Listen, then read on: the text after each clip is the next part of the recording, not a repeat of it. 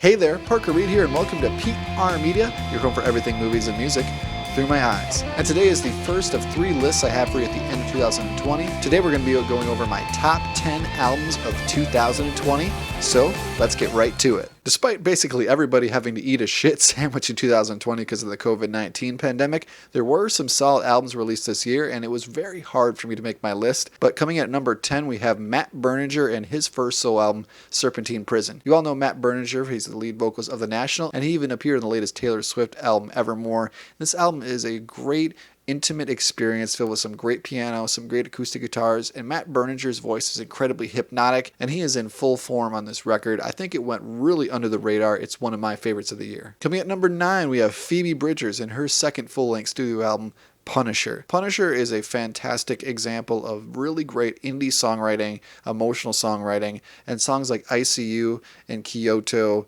and The End Is Here are all fantastic songs off this record. I don't like it as much as I do her first album, Stranger in the Alps, but I do think this is a solid effort, and it shows her maturity and her evolution as an artist because her first album was very acoustic based, and this takes her sound in incredibly new directions. She adds some new electronic elements, and she's just really coming into her own. So Phoebe Bridgers' Punisher is number 9. Coming at number 8, we have The Neighbourhood with their fourth full-length studio album, Chip Chrome and the Monotones. And this was an interesting stylistic departure for The Neighbourhood because usually they're just known as this kind of quirky indie band or the band who just did Sweater Weather.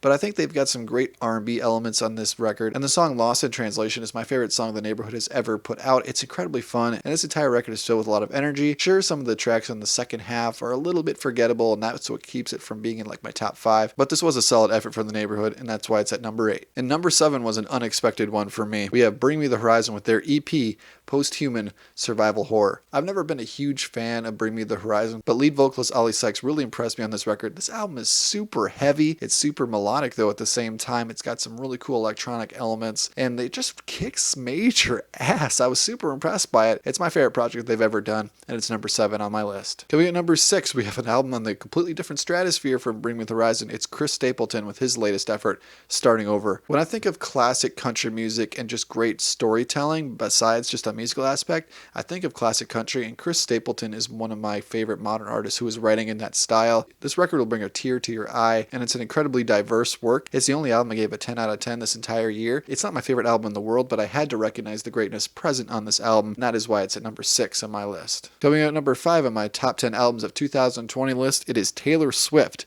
with her album Folklore. Folklore came totally out of the blue. This was a surprise record. It's an incredibly big stylistic departure for Taylor Swift, and songs like This Is Me Trying and Exile featuring Bon Iver are some of my favorite that Taylor Swift has ever released. It was an incredibly impressive work, and it wasn't her only album of 2020. She just came out with 30 new songs like out of the blue. The pandemic has been a prosperous time for Taylor Swift artistically, and that's why it's at number 5. And you know what number 4 is going to be now. Coming at number 4, we have Taylor Swift's second album of 2020. That's Evermore. I think Evermore offered a little bit more in stylistic variations than Folklore did, and her song Tolerated off Evermore is my favorite song that she's put out the entire year. I think it's an incredibly solid album filled with a lot of great piano ballads and even some electronic elements. If you're going to tell me that Taylor Swift was going to make an electronic song with a piano and have Bon Iver on it, I never would have believed you. And Taylor Swift had one of the best years of 2020, and probably the best year of any artist in 2020. That's why Evermore by Taylor Swift is number 4 on my top 10 albums of 2020 list. Coming at number 3, we have From Ashes to New and their third full-length studio album,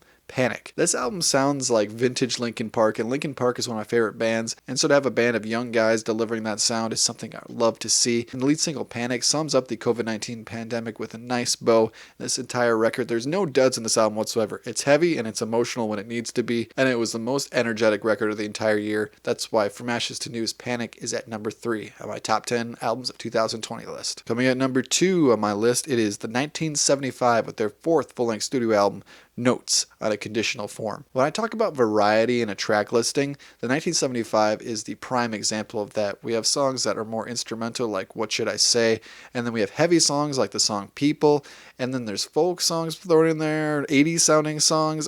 You just never know what you're going to get with the 1975, so it makes their albums incredibly interesting to listen to. And when they do all these different styles and they hit the mark on all of them, it adds up to an incredibly enjoyable record and one I've been returning to quite a bit. It's not my favorite album in their discography by any means. I think their second album is still the best that they have, but this is right up there. So I really enjoy the 1975's Notes in a Conditional Form in 2020. And before we get to number one, I do have 5 honorable mentions I want to mention really quick. These albums were really great. I enjoy them. They just were not top 10 material in my opinion. So for honorable mentions, we have Marilyn Manson's We Are Chaos, Niall Horan's Heartbreak Weather, Asking Alexandria's Like a House on Fire, Miley Cyrus's Plastic Hearts, and Sam Smith's Love Goes. 5 great albums. They just were not in my top 10, but they deserve to be mentioned. And now number one, and anybody who knows me personally or just vaguely, they'll know why I picked this as my number one record. So my number one album of 2020 is AC/DC's Power Up. These guys saved 2020 in my opinion. AC/DC coming back with an energetic record, and I think their best album they put out since 1996's Ball Breaker. Power Up is fun, energetic, and there's a reason I have 8 copies of it on vinyl, because I'm a madman and I don't give a shit about it.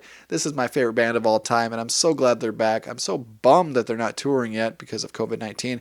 Hopefully that changes in 2021, but AC/DC's Power Up is number one for me, and I've loved fanboying over this album for the past couple months. Thank you so much, AC/DC, for coming back, and thank you so much for watching this list video. What did I leave out? What would you put on your list? Let me know in the comments below. If you liked what you saw here, you can check us out on Facebook or Instagram, and like, comment, and subscribe if you so choose. My name is Parker Reed. You've been watching PR Media. Keep supporting physical media, and I'll see you next time. Thanks, guys.